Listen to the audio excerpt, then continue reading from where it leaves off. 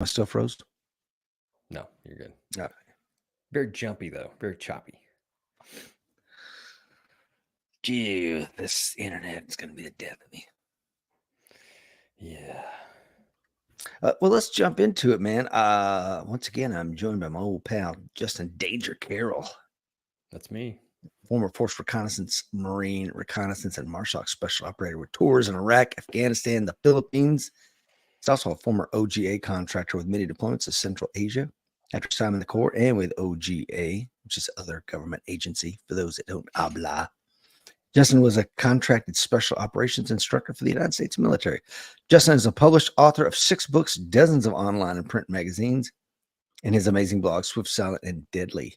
He has traveled the world with 28 countries and 44 of the 50 states under his belt. He has been a podcaster, co-hosting the popular show Across the Peak with your old pal, Rich Brown, and is currently serving as a practicing paramedic and search and rescue team member. Come on, brother. Good morning, Rich. While we are waiting on folks to jump on, I'm going to tell you about this little thing I like to call the American Warrior Society. This is one of the first 100 coins. They're actually kind of janky compared to the next several thousand. We changed the metal that they're made of. We're going to talk about some of Justin's books, but before we get there, let's talk about your old pal Rich Brown's book on violence and varietals. Confessions of a Savage Sommelier. You're going to take a trip down memory lane with your old pal Rich Brown. Pick up a copy.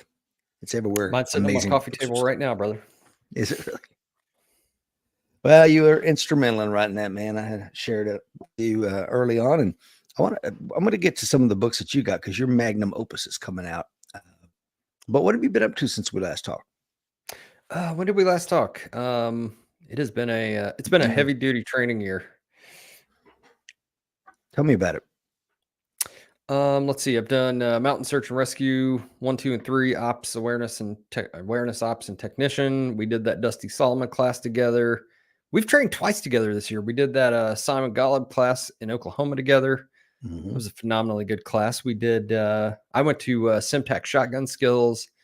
I just did a pistol carbine class last weekend. I feel like I'm probably missing something there, Rich. What am I forgetting? I think you've kind of hit it all. But your tip, I think, for this year was to do one a month. Is that correct? That was the goal, and it hasn't quite worked out that way. But I'm getting ready to jump into a several months long class that's going to turn my life upside down. So, can you talk about it? Sure. Yeah, I don't care. Okay, tell us. What are you up to, man? I know you got 7 months coming up. What are you going to be doing? I'm going to the old police academy, the night class. Keeping my full-time job at EMS and just I don't know, just adding something to the portfolio. You know what I mean? Yeah, we talked about because apparently I can't just be happy with like an awesome schedule and a 4-day weekend every weekend. I've got to throw something in there to screw it up. Brother, that's the curse of being born Danger Carroll. With a name like that, you're just never going to be satisfied. Hey, let's welcome some people on here. Will Parker, my good friend out there in Montana. He's coin number 800. He's on a motorcycle trip in Southern Oregon. That sounds amazing. Man, speaking of training. Yeah, speaking of training, I was up there in Montana training with Will Parker, Dr. Fuller, and some others, Andrew Bronca. All the usual suspects, our Montana AWS crew, which is just phenomenal human beings, man. And got the pleasure of breaking bread at Will's amazing house in Montana. Alan Kelly is on from occupied Virginia. Will Parker says, great book. Well, thank you, sir. My lovely bride, the ever ravishing Miss Lisa is on. Eric is on. Says, good morning, everyone. Coin number 909. Tony is on. A couple of icebreaker questions, man. You are a voracious reader.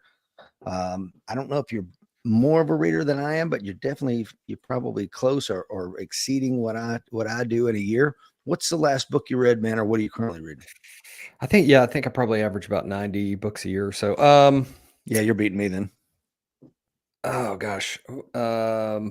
I'm gonna have to pull up my list. I read so many damn books, it's hard to remember. Currently, I'm reading 3 books. I'm still reading Down and Out in Paradise about Anthony Bourdain. I'm reading a book called How the Mind Works by Steven Pinker. that Get is that. like, man, little parts of it are fascinating. Overall, it's dry as crackers, but how your brain actually, like, it's basically, a 600-page book about how complex your brain is and how difficult it is would be to program a computer to perform all these functions that your brain's able to perform. And I'm reading I'm reading the worst book I've ever laid hands on. It's by a female law enforcement officer in Australia, and I just started reading some cop memoirs.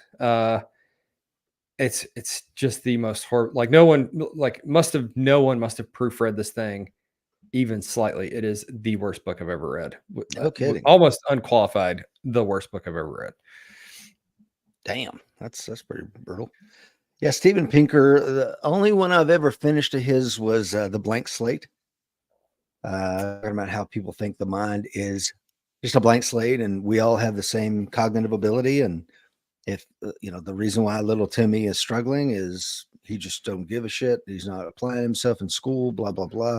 When in reality, that's not the case. We're not. Was it the tabula rasa? Is that the? That's exactly right. Yeah. Yeah. So very very interesting book, but like you said, dry. I think they could be condensed from 600 or 800 pages. I mean, he's long winded to a nice little pamphlet. And I get it. You can show me the footnotes. But I think the best one of his is The Stuff of Thought, which is about language and how language is basically the function that allows us to conceptualize things like a future and a past and the concept of zero and things that basically enable abstract thought. Words are what enables abstract thought by giving us for lack of a better word, a language to put those things into in our brain. Because if you listen to your stream of consciousness, we don't think in letters and numbers, we think in words. And the book starts out with how the insurance policy for the World Trade Center hinged on the placement of a comma, which if you're not a language nerd, it may not be that interesting to you, but man, it was fascinating to me. I've actually read it twice. Super good book. But the rest of his books are, I keep hoping I'm going to open one and it's going to be as interesting as that one, but nah, not so what was the name of that again? The Stuff of Thought. Okay. I don't know if I have that or not. I just picked up, I was at one of our favorite bookstores, yours of mine, McKay's there in West Knoxville. Oh yeah. And picked up the Stuff of Thought, or How the Mind Works. I can't remember. I'll have to go look, but yeah, I read Down and Out in Paradise about Bourdain's biography. I thought that was pretty good. Mark is on. Good morning, Mark. He is up there in Toronto, Canada. I hope you're doing well, sir. Thank you to the 10 folks watching live. Please like and hit that share button. What's the most unusual, interesting job Danger Carroll's ever had? Unusual or that's a good question. I don't know. My current job might be the most interesting to me. Being a paramedic, you go into people's houses, you meet all kinds of people from all walks of life. You see the craziest things you can imagine. And you just get to talk to people all day, which is fascinating in and of itself. Unusual. I don't know if I've done anything all that unusual, Rich. Oh, you've done a lot of unusual stuff. But as a vocation, professional, right? Let's see here. If you could have, I like these questions, but I'm going to put some constraints on it. If you could have dinner with anyone, dead, alive, fictional, non-fictional, Caligula. Oh, there you go. Is that would it really be? No, probably not. That's excluding relatives. Who do you think it would be? Oh, anyone living or dead. I don't know, man. Marcus Aurelius. I mean, now my brain's kind of on that Roman track. I don't know. It probably be someone from antiquity. One of the great thinkers from antiquity, because you could be like, I actually talked to the dude that wrote, Meditations. Yeah. But that would be some pretty cool cocktail party. You have to brush up on your Latin before you have that convo. Right. But also, you'd get a peek at a world that we think we know a lot about, but probably are missing a lot of big points. Yeah. Just one of the things, having been over there, it's like we have an idea, these white marble statues. In reality, they were painted, and like, the beautiful white marble buildings. Now most of them were painted.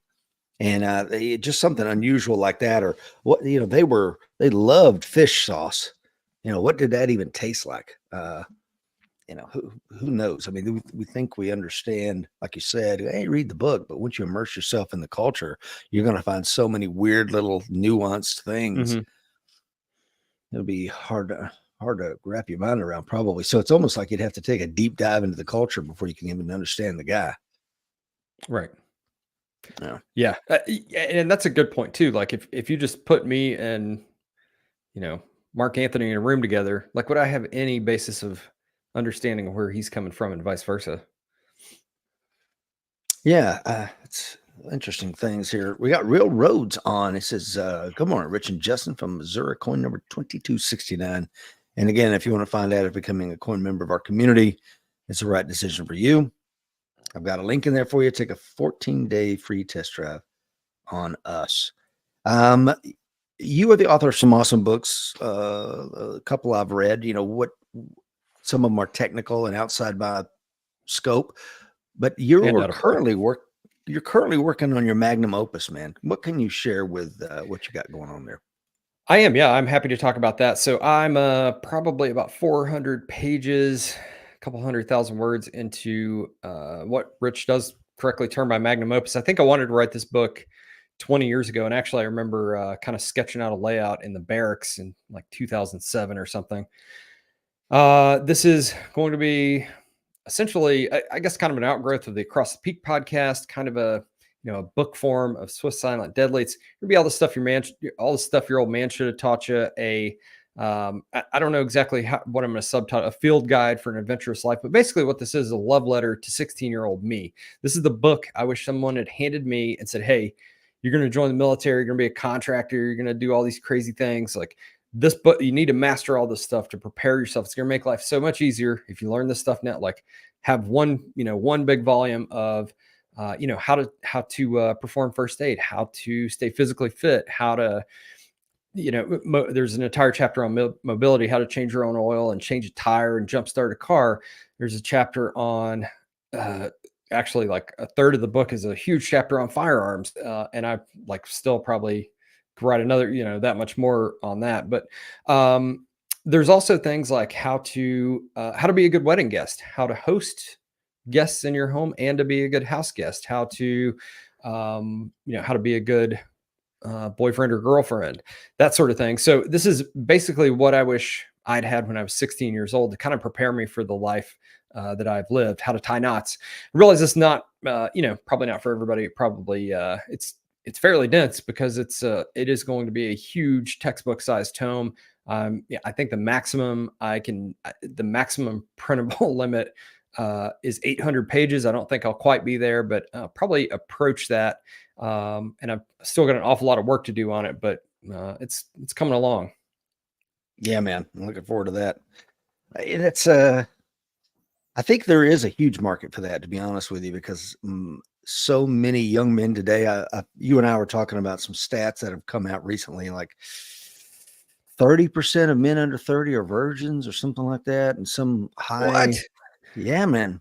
I think in the 80s, it was like less than 8%, and now it's 30. I mean, that's what, at least 3 orders of magnitude plus. I mean, so these young men, we look at the U.S. military is at its lowest level since pre-World War II. So they're not going out there. They're not having adventures. And I think they look for that. And again, I'm speaking in broad terms. I get it, guys. I understand. There's some Gen Z guys that are out there freaking whooping it on right now somewhere in Syria, I'm sure. But for the big fat bulk of and fat is an intended pun, part of the bell curve, man, I don't think they're having these adventures, and they long for some of that. And they don't even know where to start, I think. So I think it's a great idea what you're doing. Well, let me tell you, Rich, a few years ago, I met this young lady who gave me an awesome piece of perspective. So I quit my job at the sheet metal factory, re-enrolled in the 3rd grade, and I'm just kidding. That's a 30%. That's 1/3 of. That's kind of unbelievable to me. That's crazy. But also, I mean, we're sitting around killing ourselves on fast food, Monster energy drinks, video games. Like, I don't know what you Well, want. if you think about this, man, think about the data that's out there, and I haven't read into it hard. I'm just like most Americans skim the surface of that one, but the testosterone levels in males since they started being recorded in the 70s is falling what 1% a year. Wow. So I mean, if you consider that, and They then must like have gave it all to me. yeah, but you consider that, and you consider the fact of what you just said. Like we're consuming garbage. What's that doing to your hormone levels? Right. So I don't know. Yeah, not sleeping well, not exercising, leading an Yeah. increasingly sedentary lifestyle. Yeah. So it's no wonder. My brother Jeff is on. Says go hang out in Forbidden Pompeii. Yeah, Jeff has been there. I've been Anything there. forbidden sounds good to me. Yeah, I'm sure. So I'm looking forward to that. One of the things that you and I wanted to talk about were civilian training courses, which we kind of talked about briefly as to all the things that you've done this year. And I know there's some things you want to get off your chest about some of the stuff you're seeing out there. I mean, you've been in that space for what, the last 20-ish years. And I think I told you, me and Mike Seeklander taught our first class to civilians in the summer of 1995 and have been doing it up until, a month or so ago. I taught a course. What are you seeing, man? Oh boy. I just went to recently attended a class that was one of the worst I've ever attended from both an instructor, definitely from an instructor standpoint. Students, there was a heavy emphasis on cool guy gear and not a lot of heavy emphasis on skill. And like you and I talked about this, I sent you some pictures of this was war belt Disneyland. Everybody had on a huge war belt with like 8 pistol mags and 4 rifle mags and an IFAK big enough for 3 people and an 8-inch chef's knife and a fake stinger ball grenade and like just ridiculous loadouts on these war belts. And then we switched to carbine the second day. The war belts went away. The plate carrier with 2 magazines came on, and they're shooting a 16-pound rifle. And it's like, what are you doing, man? In what situation are you carrying the rifle on a plate carrier, but you decided not to wear the war belt with most of your magazines on it? In what situation are you wearing this war belt, but you're not wearing a plate carrier? It's like, you just don't want to be uncomfortable on the range. You know what I mean? Like Will Parker says a yard sale belt. Yeah. Yes. Yeah, it's almost exactly the term. So some of the things specifically I saw are first aid kits that you can't reach with either hand that are biased, strongly to one side or the other on the back of the belt, which if you're going to wear that thing on the back of the belt, you need to be able to get to it with either hand. If I somehow end up with a round through my right arm, I don't want that to be the only arm that can reach that tourniquet or that blowout kit or whatever. And, say it couldn't happen, probably not, but if you're carrying, probably not on the flat range when you're by yourself, but if you're training for a fight, you better be prepared to put it on any of your 4 extremities and probably a couple of them. Probably should have a couple tourniquets. And that first aid kit, you should be able to get at it with either hand. The one I wear on my belt, and in fairness, I did wear a war belt to this, but there's a very specific reason. As Rich knows, who's trained with me, I show up looking like people are like, who the fuck is this dude with no equipment? No, he's just some dude out here with a pair of earmuffs on. I shoot from concealment at just about every training course I go to with my actual carry gun. I don't break out a bigger gun with the magwell and comp and all that stuff. I shoot my actual carry gun in just about every class I go to. Since I'm going to the academy, I borrowed the sheriff's office loaned me a gun with a red dot on it and their retention holster because I wanted to start working from level 3 retention. That's the only reason I did that. So first aid kit, that's a big one. Second, having too much stuff on your belt. That belt is, we used to consider it a subload. So if you have to cut off your, there's a couple different reasons you might wear a belt. If you're low visibility in a vehicle and you don't want all the stuff on your chest, you want to look normal from the outside of that vehicle, you might wear a belt.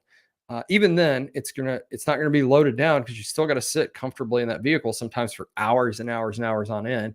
So you're not going to put everything in the kitchen sink on that belt. We can in the military we considered it a subload to the plate carriers. The plate carrier's got a couple mags, your radio, maybe a grenade or 2, stuff like that. And then if you have to cut that off for whatever reason, or you go overboard and have to cut away, you still have that belt on that's got some gear on it. Got a couple rifle magazines, your secondary, couple magazines for that, whatever the case may be. Also, Facebook keeps freezing up. No issue whatsoever with YouTube. Yeah, we're on YouTube right now as well. Where was I? I want to. I love where you're going, but let's contextualize a couple things you're talking about here. Number one, when you're talking about IFAC kits, you're a former paramedic and you're a former MARSOC operator. So I think that, and I also want to talk about the over reliance on tourniquets in the civilian community. So that may not be the correct solution there. I love too that you're talking about the battle belt as a system. It's not the end all be all. It's part of your system. And it also, you went to war in a battle belt. So you see that as that makes sense in that context. But in what context might a civilian need that? That's why I think, to your point, it's much more likely that they should be training like you do most of the time with your concealed carry firearm, like I think you and I both did in one of the courses we went to out there at Meade Hall in Oklahoma a few months ago. Yeah, and that was a high round count. I don't know, 1,200 rounds or so. That was a high round count course to shoot with a little gun. But I did the Tom Givens class last October with a P365 XL, and even Tom pointed out, like, well, you're the only person here doing it with a gun you actually carry.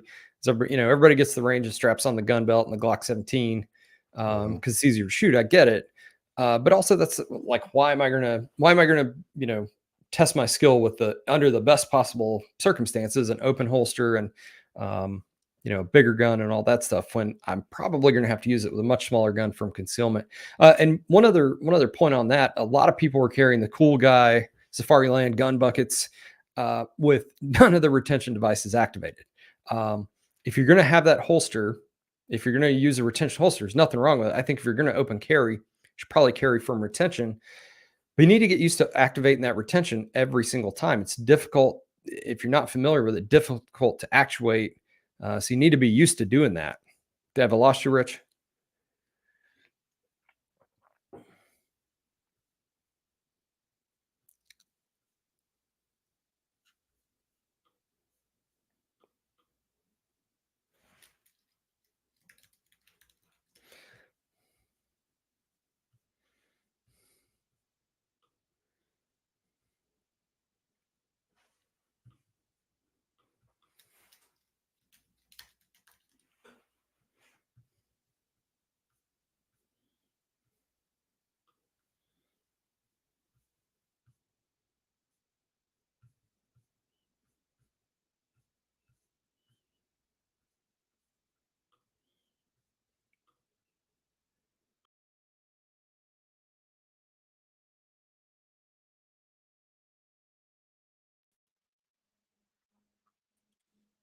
What's up, buddy?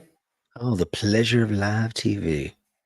It's all you. Rich is frozen. Continue. It's all right. Well, sorry, guys. I assumed that it's usually my problem, not Rich's, but today my internet's kicking ass and Rich is on the struggle bus. It's just the nature of life in the country, ain't it, Rich? I know, man. That's the big downside to life in the country. Everything is awesome, but the freaking internet. Sorry, guys. Thank you to the 10 folks that are still hanging with us. Greatly appreciate it, guys. Okay. We're talking about the state of training. You were talking about seeing everybody kitted out in battle belts and how they went from belt on the handgun day to the carbine day. They dumped that and now they're wearing a plate carrier. Please continue. Right. Well, I think you were frozen. Probably the audience heard. I was talking about the carrying a retention holster with none of the retention activated. If you're going to carry that retention holster, and if you open carry, I think you should, man, you got to get used to deactivating those retention devices, breaking that bail in the holster, whatever, level 2, level 3, whatever you got. You have to get used to that. That is, it's fairly difficult to do. If you're not trained to it, if you're used to just grabbing the gun and pulling it out and slinging lead, it's a different story when you actually have to deactivate all those devices. Yeah, the plate carrier thing. I can't imagine a situation where I would throw on the plate carrier and not throw on the battle belt or vice versa. Like if I had the ability, I would, I would, if lead's flying, I'm probably going to want to throw on some plates, right? If I have the time to throw on a battle belt, great. They go together. That, like you said, they're a system, Rich. It's not a, well, I'm only going to use a pistol for that. If you're only going to use the pistol with the battle belt, why do you have rifle mags on it? I think it's, range comfort thing of like, I don't want to wear all this heavy shit. So only going to put I say, if you're going to fight like that, put all, you should be wearing everything you're going to wear.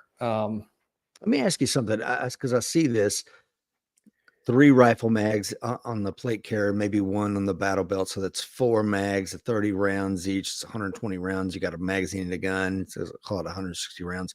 Was there ever an engagement in Iraq or Afghanistan where you needed that much ammunition? No. Where you just like, man, hand me a mag, bro. I'm out. No. And I mean, I was never, I wasn't a, Benghazi or anything like that. Mm-hmm. But no, and pretty much in the military, when we first went to Iraq, it's the Recon SOP, like 13 magazines, and like within a couple of weeks, it's like, wow, this is just crazy. And I think we probably got down to everybody carrying like 4 mags plus 1 in the gun or something like that, 3 or 4 mags plus 1 in the gun, and then you've got you got a big chest rig in the truck. Yeah, or exactly. a backpack full of mags or something like that if you need it. But yeah, you're not, it's not like you're doing long range reconnaissance patrol in Vietnam, 82 clicks behind enemy lines or whatever. Like you're reasonably close to other stuff. And also the more accurate you are, the less you need to reload. And understand the military context, there is suppressive fire is a thing. So there is a need for probably more ammunition and something like that. But yeah, that is one of the tidbits the instructor said in the classes in relation to pistols specifically. Is like, if you can shoot well, probably don't need to spend as much time reloading or learning to reload, which was kind of a joke, but. All right. You were saying this is one of the courses you took, and I want to be very careful how we phrase that because I don't want to, start an online battle here. But right, one of the courses you took recently was one of the worst you'd ever taken. Beyond the students and the battle belts and some of the and I don't want to say LARPing equipment. I almost did. But I have come around to where I think there's an appropriate place for civilians to have that equipment. I wrote an article on this in, I think, 2016 about, quote unquote entertainment. Everybody bashes rifle training for civilians, like, whatever. Like if you truly believe that the Second Amendment protects anything, you should be training in that way. Like the Second Amendment's just a little bit of ink on a piece of paper. What actually backs it is the will of the people, right? And the will is pretty much no good without training. But so I've come around to it. In 2019, I wrote an article about, hey, if you're going to have one, I mean, I wore them as a Marine, I wore them as a cop. I see the utility of it now, especially living in the country where response times are what they are. I call it a bump in the night belt. It's just something I can throw on. It's got a couple of minimal tools on there, and I can go out and check my property out and feel pretty good. Yeah. But so there's a place for it. Not knocking it at all, but I think. But like you said, Justin, the whole I'm going to drop it now and then put it on the end. It's like, yeah, if you're gonna wear it all, you know what I mean? Mm-hmm. Juice with Justin. Oh, guy on the Philippines always got a good one. He said, Rich Freezes again. We'll name the show Juice with Justin. Pat Cahill is on it there in Wisconsin. Brian Schuler is on. Says, good morning from very dry Texas. Alan Kelly says, I taught a CCW class a month ago, and the topic of holster carry options were the topic of concern for all attendees. We didn't used to have all these options. Now we do. On my gun belt, I do carry that's a Safari Land. I don't know if it's ALS or GLS. It's one of those retention type holsters, and you got to work with it if you want to get the speed where it needs to be. But yeah, it used to be you had a leather outside the waistband and a leather inside the waistband, and that's it. That was your choices. Brother. But now, man, holy crap. Yeah. It is. So I think that's a good point. And people need people like Alan Kelly to kind of navigate them through the waters of which holster might work best for them, their body type, the type of carry, the type of clothing they wear. I mean, you name it, Justin, right? Absolutely, man. Yeah. And talking about this class, like, I don't really care what the other students do. Like it doesn't impact my training one way or the other, as long as they're not unsafe or not consuming an inordinate amount of the instructor's time. Cause I go to a class to learn as well, but yeah, it just it just makes me scratch my head of like, what are you trying to accomplish? You got this $160 Safariland holster and you're not using the retention devices on it. Why not just buy an open top holster or, that sort of thing. I want to get to Will's Mm. comment here. It says, There's with a lot permitless, to take apart in this one. I know, right? Will says, with permitless carry becoming more widespread, I'm regularly seeing / hearing, quote, you don't need to take a class, end quote, or I don't need a permit. Applying no education or training is needed. Oh boy. Yeah. I hear that too. Sometimes people are like, this is open carry. Hell, I don't need a permit then. People don't understand the law, first of all. So open carry in my state, even law enforcement doesn't understand this. What the law actually says is you can't carry anywhere alcohol is sold. So the grocery store, the gas station, that's very rarely enforced. But that's what the letter of the law says. I'd hate to, start my shooting in the grocery store and then have to come back from that deficit on carrying openly in a place where it's not even technically legal to do so. But also, yeah, training, law, my whole life, been around guns since I was 7 years old kind of attitude, which, as we know, that's I'd almost rather have somebody who's never shot than somebody that's been around guns their whole life, because a lot of bad safety habits ingrained. I absolutely agree with you. Not always, of course, bro, but yeah, I mean, I see it all the freaking time, even with my friends that are incredibly highly trained cops, military dudes, and operate, guys from the operator class that will, shoot a stage. We're running a drill, and before they reholster, they'll kind of turn around and chat with me like, bro, don't turn around and muzzle the ground in front of me. Just reholster, then turn around. We'll shoot the shit, talk about your time and all that stuff. So I see a casualness that really, I don't know. It's unnecessary, I guess. I don't know.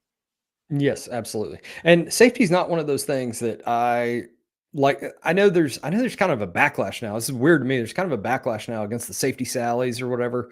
I just don't want holes in myself or my things. Like, safety is just a outgrowth of, I don't have money to buy a new truck, or I don't have money to spend a month in a hospital. So I just don't want to be shot. Simple as that. I kind of get it. We kind of go sometimes a little over, I don't want to say overboard on the safety stuff, but sometimes, like the range you were talking about, where you can't draw from the holster, you can't fire the more than one shot a second. A little bit overboard on safety stuff safety's applied in a vacuum with no ability to be flexible based on who's shooting or that sort of thing. But still, safety is something that I'm a safety sally, if that's the case.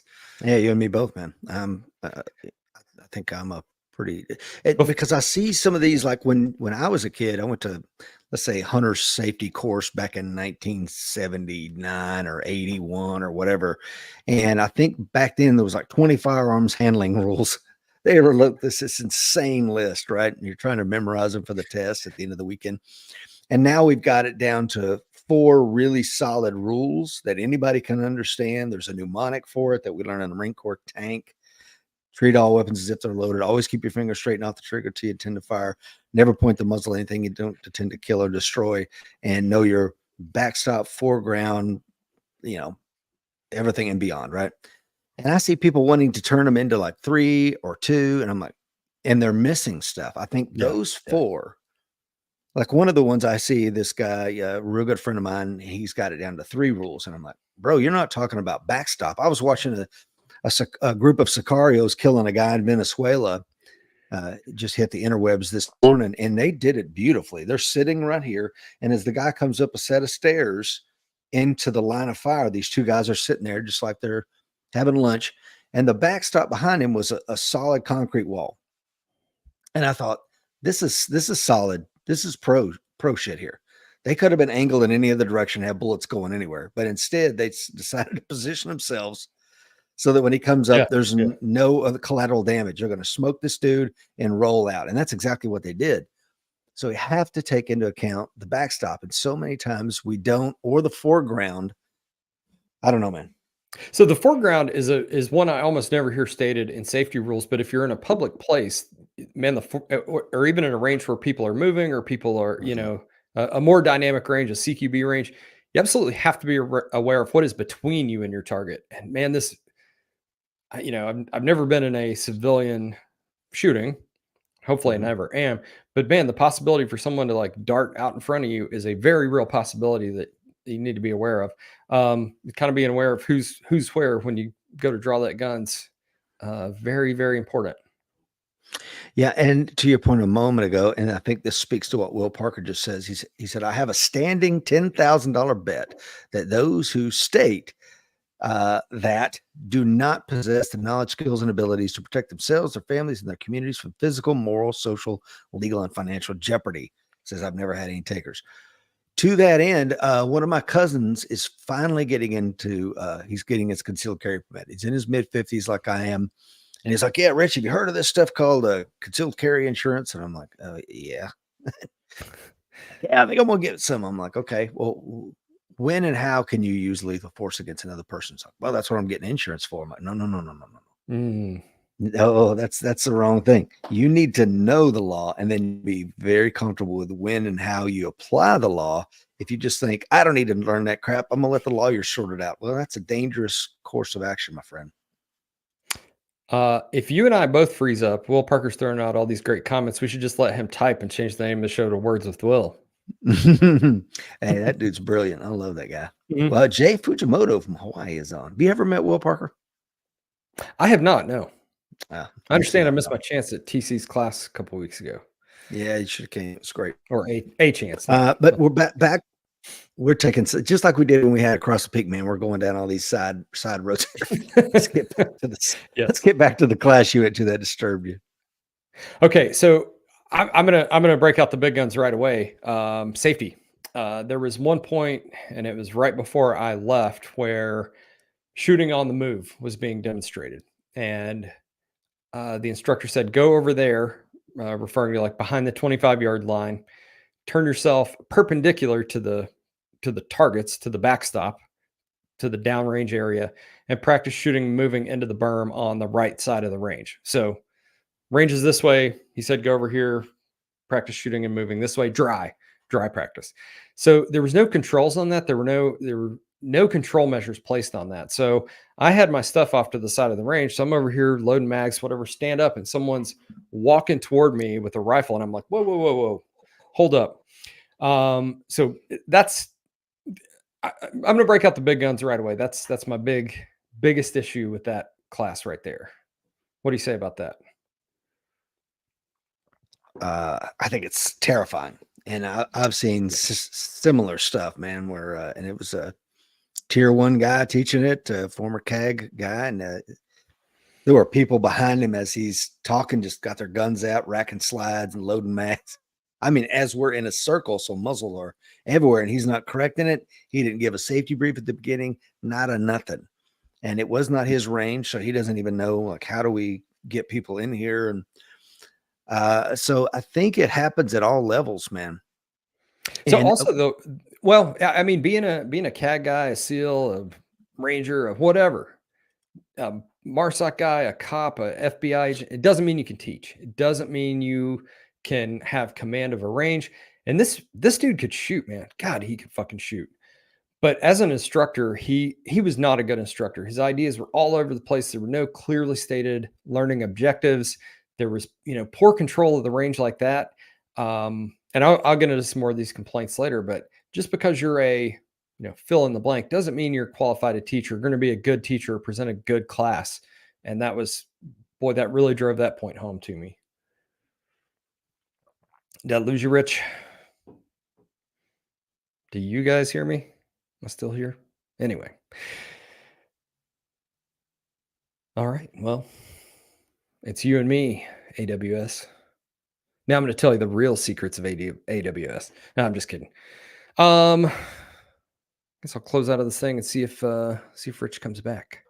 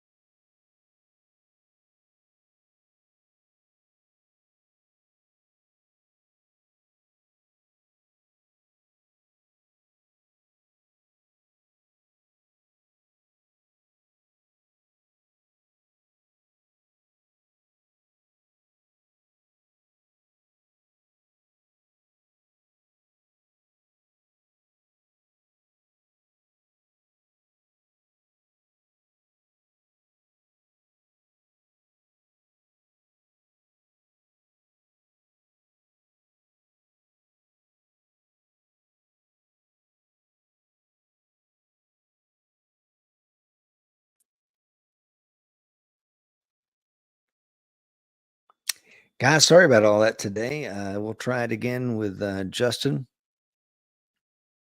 And until then, stay safe and remember the fight's coming.